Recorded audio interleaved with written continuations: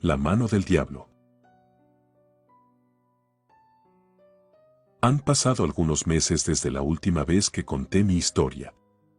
Aún me atemoriza esa sensación de miedo que me invadió cuando tuve el contacto con algo horrible. Me llamo Mario, tengo actualmente 27 años y vivo en la Ciudad de México, o lo que antes era conocido como el Distrito Federal. Los nombres que usaré aquí son los que recuerdo de alguno de ellos, pero otros serán un seudónimo o el más cercano al nombre. Quizás lo han escuchado mucho antes, pero esta historia es completamente verdad. Entre unos amigos y yo, nos juntábamos en un parque desde pequeños, le llamábamos La Manzanita, esto debido a que nuestra cuadra era conformada por una pequeña manzana a comparación de las demás calles. Todo debido a que estaba junto al parque. En él jugábamos fútbol o a otras actividades. Pasé mi niñez entera en ese lugar y los mejores días de mi vida. Fue allí donde conocí a varios de mis mejores amigos, Javier, Juan Carlos y Maquico. Todo comenzó con la muerte del padre de uno de ellos. Se había puesto bastante violento una noche, y su esposa, por más que intentó tranquilizarlo, no lo logró. Él insistía en que algo se aparecía en la casa y que por más que lo golpeaba no se iba. La madre de mi amigo Javier llegó a nuestra casa a la medianoche para encargarnos a su hijo, mientras que ella trataría de tranquilizar a su marido. Recuerdo que Javier observaba por la ventana de mi cuarto hacia su casa, vivíamos justo enfrente de ellos, ya era medianoche, y por más que le decía que no se preocupara y que todo estaría bien, él sabía bien que no era así, y no hacía caso. Y no lo culpo, era un niño de 8 años, hijo único, y ver comportarse a su papá así hasta a mí me asustaría. Los gritos de su padre se escuchaban hasta la calle, pues parecía que luchaba contra algo, hasta que en un instante todo se tranquilizó. La ambulancia llegó a los pocos minutos, los vecinos y mis padres salieron a ver qué sucedía, mientras que Javier y yo estábamos observando desde la ventana. La ambulancia no se fue rápido, por desgracia vimos cómo sacaban el cuerpo de alguien envuelto en sábanas. La madre de Javier salió llorando. De ese modo Javier se enteró de lo que pudo haber sido, hasta donde yo sé, lo peor que le puede pasar a un niño en su vida. Las cosas se manejaron como si la culpa fuera de una sobredosis. Se mencionó que el padre de Javier había consumido drogas de manera alarmante y que se había puesto bastante agresivo. O por lo menos eso fue lo que yo supe. Por su parte Javier lo negaba. Él comprendía muy bien lo que eran las drogas y sabía perfectamente que su padre jamás había probado eso. No se volvió a tocar el tema, pues a las pocas semanas la madre de Javier se lo llevaría a vivir lejos y no los volveríamos a ver. Hasta aquí las cosas se habían manejado de ese modo. La casa donde vivieron no fue ocupada sino hasta un par de años después, donde se mudó una familia más grande. Entre ellos había un niño que le decíamos Tony, el cual mencionaba que dentro de la casa podía ver a una persona caminar entre los cuartos. Obviamente estas historias entre niños se esparcen rápidamente, y se corrió el rumor de que el espíritu del padre de Javier aún deambulaba por las habitaciones. A Juan Carlos se le ocurrió invitar a Tony para que jugaran a la ouija dentro de su casa, y Tony aceptó sin ningún inconveniente. Éramos 4 los que estábamos en la habitación de Tony. Pusimos la ouija en el piso, y mi amigo comenzó a preguntarle si el padre de Javier se encontraba aún en la casa, y que se manifestara. Pero como era de esperarse no sucedió nada. Yo comencé a echarle burla a Juan Carlos debido a que la ouija que estaba usando era una de esas famosas y chafas ouijas de Montecarlo, de esas mismas que comenzaron a vender en supermercados. La burla no le gustó y me aventó. Nos comenzamos a pelear, hasta que nos dimos cuenta de lo que Tony nos estaba gritando. La ouija se había movido por sí sola a la palabra sí. Juan Carlos se acercó a la ouija y le preguntó si podíamos verlo. Esto nos alteró a todos los demás. Nadie quería ver a un fantasma, a lo que decidimos parar allí. Pero la ouija ya había dado su respuesta a la palabra muerte. No supimos por qué puso esa palabra en ese momento, pero creo que lo comprendimos después. Al salir de la habitación, Tony nos comentó que no podía dejar el cuarto desordenado por todo lo que habíamos hecho, así que nos pusimos a arreglarlo mientras que él cerraba las puertas de las cajoneras y el closet. Esa noche mientras estaba acostado, no pude dormir. No dejaba de pensar en lo que había sucedido en la casa de Tony. Cuando de repente escuché la voz de un niño muy parecida a la de Tony que gritaba fuertemente en mi habitación. No sé qué intentaba decir o qué significado tenía, pero fueron muy claras las palabras. Yo del susto me tapé por completo con las cobijas, para no quitármelas más. He de ser honesto, hoy en día sigo cubriéndome por completo el cuerpo por miedo. A la mañana siguiente, mientras estábamos desayunando en familia, se escuchó en la calle que una mujer lloraba desconsoladamente. Todos salimos a ver qué sucedía, se trataba de la madre de Tony, algunas vecinas le preguntaban sobre lo que había pasado y ella comentó que su esposo acababa de fallecer esa mañana. Esto me inquietó bastante, no sabía si existía alguna relación entre lo que sucedió en el cuarto de Tony y la palabra muerte, o si realmente algo pasaba allí, pues era raro que hubiera muerto el padre de otro amigo. Siendo honestos, todos los involucrados que estuvimos ese día en la habitación de Tony, guardamos el secreto. No sabré decirlo por parte de Tony, ya que toda su familia tuvo que irse a vivir a otro lado por falta de dinero. Ya no tuve contacto más con él. La casa duró bastante tiempo sola, sin ser habitada, personas que se iban a verla sabían que se enfrentaban a unas 2 muertes dentro de esa casa y por extraño que se escuche o que parezca, se podía sentir una vibra muy extraña. Poco tiempo después, mi amigo Juan Carlos me contó que el día en que jugamos a la Ouija no pudo dormir. Tenía bastante calor, a lo que se levantó de la cama para abrir la ventana, y vio a lo lejos una silueta oscura, que posiblemente se mantenía observando a la dirección donde se encontraba él.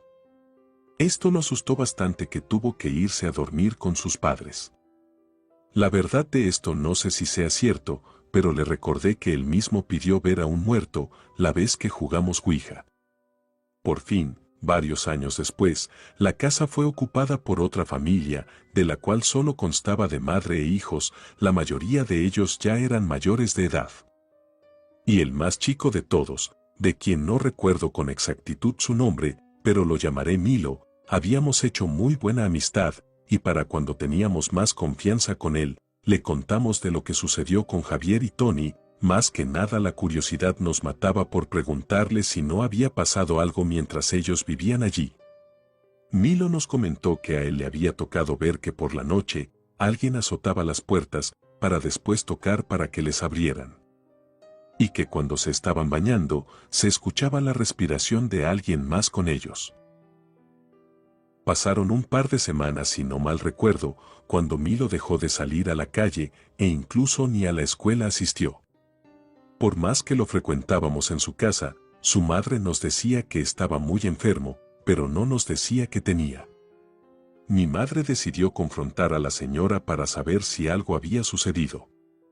Hablando con la entera verdad, yo no soy testigo de lo que sucedió, pero con las palabras de mi madre, bastaron para comprender que no volvería a ver a Milo, o por lo menos no como antes. Ella contó que a Milo y a su hermano les había sucedido algo extraño. Una mañana antes de ir a clases, ambos se convulsionaron en la sala, y al mismo tiempo, se sacudían de forma descontrolada, y por más que los demás hermanos y su madre intentaron tranquilizarlos no lo lograron. Todo esto pasó cuando estábamos en clases, por ello, no nos dimos cuenta de que se los habían llevado al hospital. A su madre le comentaron que ambos tenían un daño cerebral muy severo. Y lo que más desconcertaba de todo esto era que no sabían el origen del problema, las tomografías indicaban que el cerebro de ambos había sido golpeado por dentro. La familia entera tuvo que irse por cuestiones de dinero. Yo por mi parte me enteré de que Milo y su hermano fallecieron años después, pues el problema se había agraviado. Al pasar de los años nosotros como familia también nos fuimos a vivir a otra localidad. Así que tuvimos que dejar todo allí, amistades de años, recuerdos y más. Hasta hace poco que regresé para ver a mis antiguas amistades. Definitivamente, regresar al lugar al que viviste años atrás hace que regresen recuerdos y memorias que uno pensaba que jamás volvería a vivir. Tuve la oportunidad de ver a mis antiguos amigos. Juan Carlos ya vivía con su esposa en la que fue la casa de sus padres. Tuve la oportunidad de visitar a Makiko y de allí pasarme a la que había sido mi casa e inclusive me dejaron entrar, pero al mirar por la ventana de la que fue mi habitación, resultó ser inevitable darme cuenta de que la casa que había sido de Javier seguía abandonada. Juan Carlos me ofreció una interesante propuesta, de la cual siendo honesto no me pude negar. Esa casa nos había arrebatado a varias amistades y ahora que éramos más grandes, quizás podríamos comprender un poco más lo que estaba pasando, así que me invitó a que el próximo fin de semana lo fuera a visitar nuevamente, pero que trajéramos todo lo necesario para ingresar a ella. Así pasó una semana completa. El sábado por la noche me encontré con Juan Carlos y Makiko. Ingresar a la casa no tuvo ninguna complicación, una simple soga de tela era lo que protegía la puerta. Como era de esperarse, había muebles viejos, llenos de tierra, alguna que otra mesa de metal corroída por el óxido. Las linternas que nos habíamos conseguido eran de LED, alusaban lo suficiente para poder ver cada detalle.